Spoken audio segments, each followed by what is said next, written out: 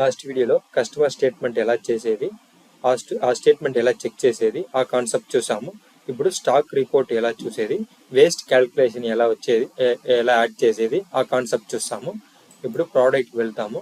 ఆ ప్రోడక్ట్లో చూసారంటే skin out, skin dressed అట్లా అని మనము రెండు మెన్షన్ ఉన్నాయి కదా, ఇదే కదా వేస్ట్ క్యాల్కులేషన్ అవుతుంది. సో స్కిన్ అవుట్కి 600 గ్రామ్స్ ఇస్తున్నాను నేను. సో డ్రెస్డ్కి ఒక 400 గ్రామ్స్ ఇస్తున్నాను. సో వేస్ట్ క్యాల్కులేషన్ అయ్యేదానికి మనకి డమ్మీ బిల్లు ఒకటి వేస్తాం. ఇక్కడ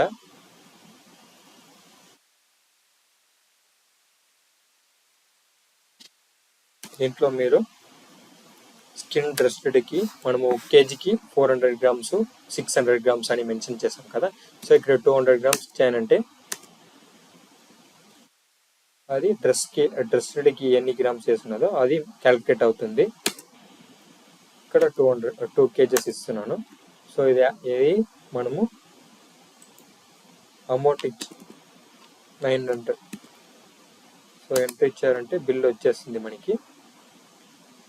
సో ఈ బిల్ చూసారంటే మనము స్టాక్లో చెక్ చేస్తాము టోటల్గా ఎంత బిల్, ఎన్ని ఇది అయినాయి, ఎంత స్టాక్ ఉన్నాయి అని మనం చూస్తాము.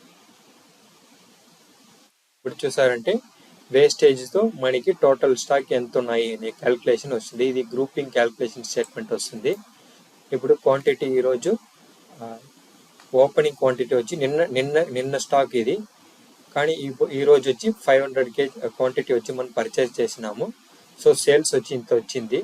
సో ఈ సేల్స్ ఎలా క్యాల్కులేట్ అవుతుంది అంటే 600 గ్రామ్స్ అదితో ప్లస్ అయ్యి మనకి ఓపెన్ స్టాక్లో వస్తుంది, మనకి క్లోజింగ్ స్టాక్లో వస్తుంది.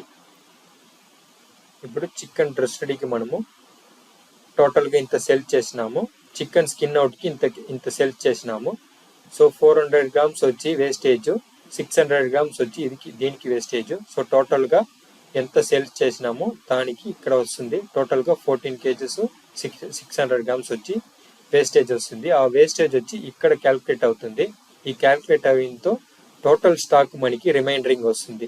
ఆ రిమైండరింగ్ ద సేల్స్ క్వాంటిటీ, ఇక్కడ సేల్స్ క్వాంటిటీ వస్తుంది, దీంట్లో యాడ్ అవుతుంది. వేస్ట్ క్యాల్కులేషన్ దీంట్లోనే యాడ్ అవుతుంది. సో సెట్ చేసిండేది ఎట్లా అంటే ఒక కేజీ చికెన్ డ్రెస్డ్కి 400 గ్రామ్స్ వచ్చి యాడ్ చేసినాము. చికెన్ స్కిన్ అవుట్కి వచ్చి 600 గ్రామ్స్ వచ్చి స్టాక్ యాడ్ చేసినాము. సో దీంట్లో ఎలాగైనా మనము చెక్ చేసుకోవచ్చు. దీంట్లో టోటల్ క్వాంటిటీ ఎంత సేల్ చేసినాము ఐటమ్ వైస్ ఇక్కడ వస్తుంది. సో టోటల్గా ఇంత క్వాంటిటీ వచ్చి సేల్స్ చేసినాము అలా వస్తుంది. ఈ మైనస్ క్లోజింగ్ క్వాంటిటీ ఎలా వస్తుందంటే ఇది రేపటికి ఓపెనింగ్ బ్యాలెన్స్గా వస్తుంది ఇది. సో స్టాక్ ఇలాగానే మనము చెక్ చేసుకోవాలి.